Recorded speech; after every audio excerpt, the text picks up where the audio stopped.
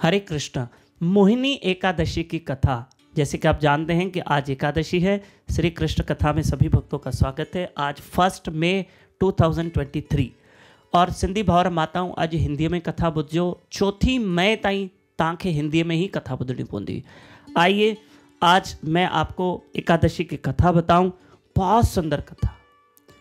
युधिष्ठिर महाराज ने भगवान श्री कृष्ण से पूछा कि प्रभु वैशाख मास की शुक्ल पक्ष की एकादशी का नाम क्या है, इसका फल क्या है, इसकी विधि क्या है।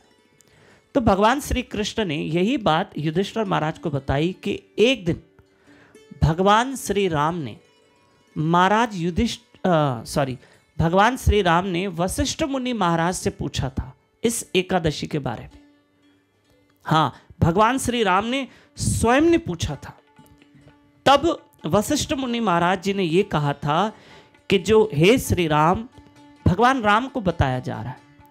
जो बात वशिष्ठ मुनि महाराज श्री राम को बता रहे हैं वही बात भगवान कृष्ण युधिष्ठिर महाराज को बता रहे हैं और वही बात हम आपके सामने रख रहे हैं। ठीक है कि शुक्ल पक्ष की जो ये वैशाख मास की जो एकादशी है इसका नाम है मोहिनी एकादशी और ये सर्व पापों को नाश करने वाली है और पुण्य अर्जित करने वाली एकादशी है। समस्त दुखों को नाश करने वाली एकादशी है। इस विषय में एक कथा बताई गई कि सरस्वती नदी के तट पर एक नगरी थी जिस नगरी का नाम था भद्रावती। उस नगरी का राजा था धृतिमान और उसी नगरी में एक धनवान सेठ रहता था, शाहूकार सेठ, जिसका नाम था धनपाल, जो बड़ा स्नेही आत्मा था, संत स्नेही था, धनवान था, सुशील था, गुणवान था, भगवान विष्णु का भक्त था। सेठ धनपाल, उसके 5 पुत्र थे। उनमें से एक पुत्र था दृष्ट बुद्धि। ये जो दृष्ट बुद्धि है ये बड़ा पापाचारी था। मांस, शराब, जुआ, कुसंग, वैश्याओं का संग, जीवन भर पाप पाप पाप।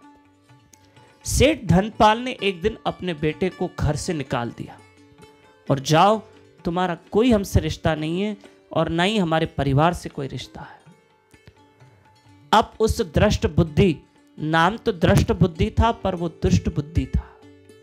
जीवन भर पाप कर्म, जंगल में भी वो रहता तो जो उसके पास धन थोड़ा बहुत था वो उसने धन से जो भी था अपना खर्चा कर लिया, धन खत्म हो गया। चोरी करने लगा। एक दिन राजा के सैनिकों ने पकड़ लिया दृष्ट बुद्धि को, पर राजा ने उसको इसलिए माफ कर दिया कि तुम्हारे पिता बहुत अच्छे हैं, भक्त हैं, इसलिए एक बार तुम्हें छोड़ देते। पर चोरी करते दोबारा पकड़ा गया तो राजा ने उसको बहुत दंड दिया, फिर उसको दंड देकर छोड़ दिया। तो ये पशुओं को खाने लगा मार मार के। अब मरता क्या न करता कि भूखा मर रहा था तो जानवरों को मारने लगा।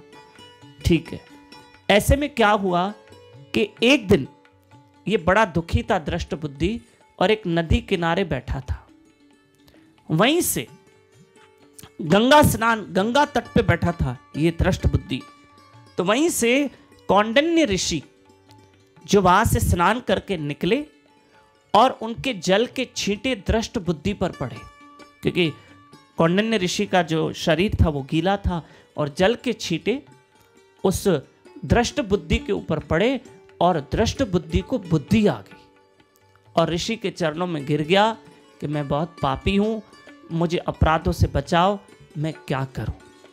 तो कौंडिन्य ऋषि ने कहा, तो प्यारे, वैशाख मास के शुक्ल पक्ष की मोहिनी एकादशी का व्रत करो। तो दृष्ट बुद्धि ने वो व्रत किया और वो अपने पाप कर्म से छूट गया और पूरे जितने जीवन के पाप कर्म थे एकादशी, मोहिनी एकादशी से वो पाप कर्म से छूट के भगवान के धाम में चला गया। और जो लोग एकादशी की कथा सुनते पढ़ते हैं उनको 1000 गौदान का फल मिलता है।